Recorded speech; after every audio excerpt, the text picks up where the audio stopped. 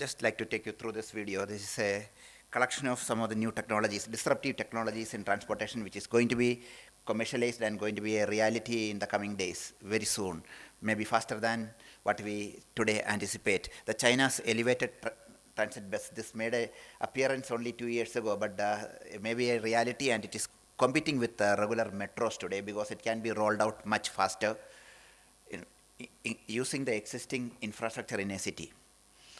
A big competition for that. These are all videos which we have collected from different places. And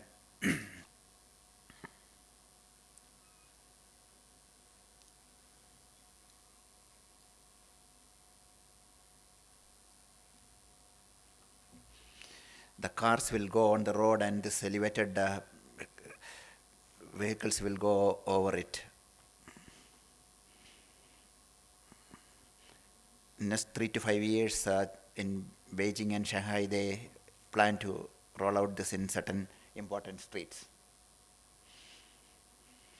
Construction time is 1/5 of the subway. Cost is much lesser.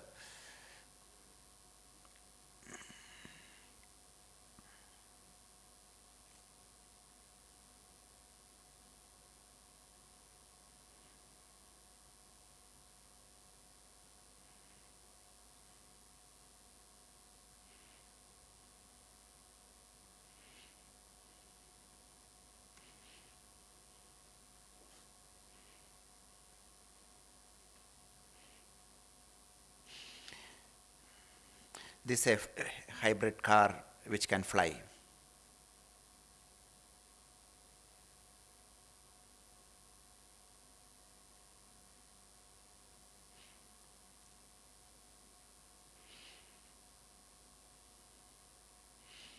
It's a range of 500 miles, cruise speed of 200 miles per hour, powered by a 300 HP machine.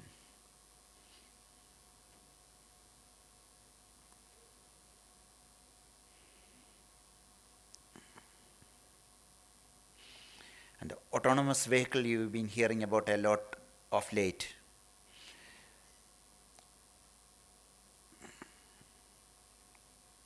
Many companies are working on this. Cities and governments are debating on the regulatory aspects of self-driving technology. We expect this to happen very soon.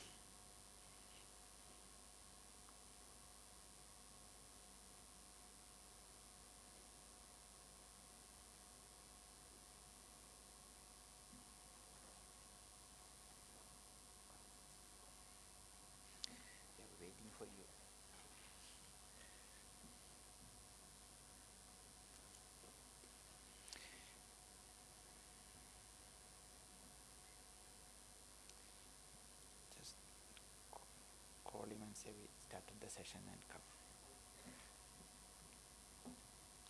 This is a passenger drone.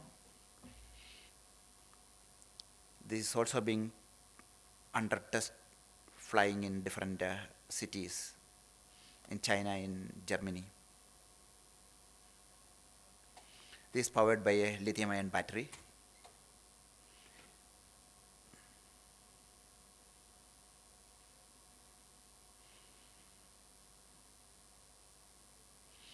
And these are all operated or flown with amateurs. You don't need any flying license or any flying expertise. These are all on apps on your mobile which will make you fly. Later, Charles will be talking more about this kind of machines, wonderful machines of the future.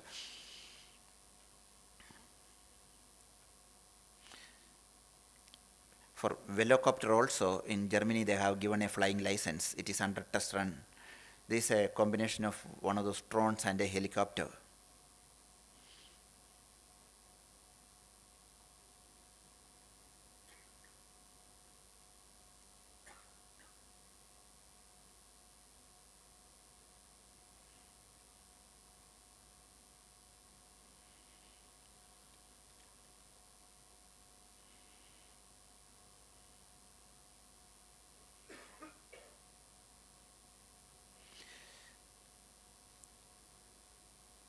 This is a mountain bike.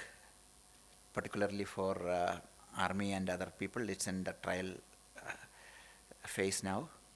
We expect this also maturing in the coming days. And all of you have heard of the Hyperloop of Elon Musk. The first trial happened last year, and already they are talking to government of India for Hyperloop in India.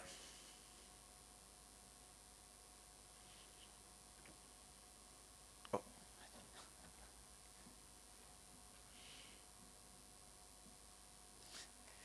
Welcome, Dr. Arvind Gupta.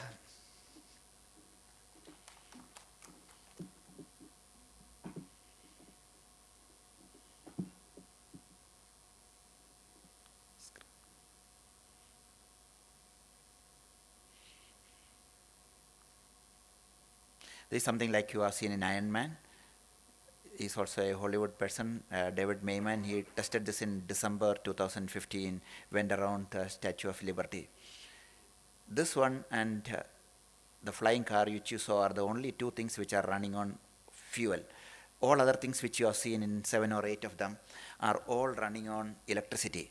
And our interest is how to power these vehicles or the flying machines of the future from a grid. How to charge them. Most of them are on battery or electricity. It's going to be a real challenge, an engineering challenge and task for the grid operators, power system operators of the future. So we'll have, on the highways, we'll have flyways. You have drone pad instead of parking garages. The smart cities of the future, when you are discussing, should we talk about more of these devices which are going to be, these machines which are going to be more popular 10 years down the line or 20 years down the line.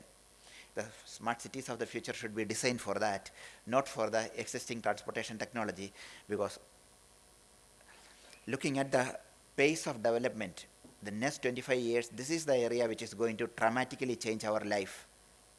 Than something similar to what happened in the last 25 years, which our life has been completely changed by internet technologies, the digital technologies, the communication systems. The most happening next big change, revolution, is in the transportation sector, and will make that huge disruption to existing economies and business models. Particularly the vehicles. Today, the Uberization, many people are not buying cars anymore. A typical car, a private car is used only 2 hours a day, which means 600, 700 hours in the whole year. About 8,000 hours in a day, in a year, it is parked in expensive property in urban area. And it's through Uberization and autonomous cars. You can order that as a service. It comes where you want. And it goes on its own and it will get charged.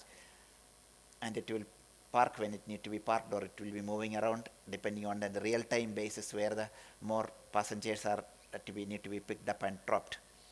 So this is going to be a huge disruption to automobile manufacturers, because the total versus 700 hours versus 8,000 hours, or versus 7,000 hours a car is going to be used.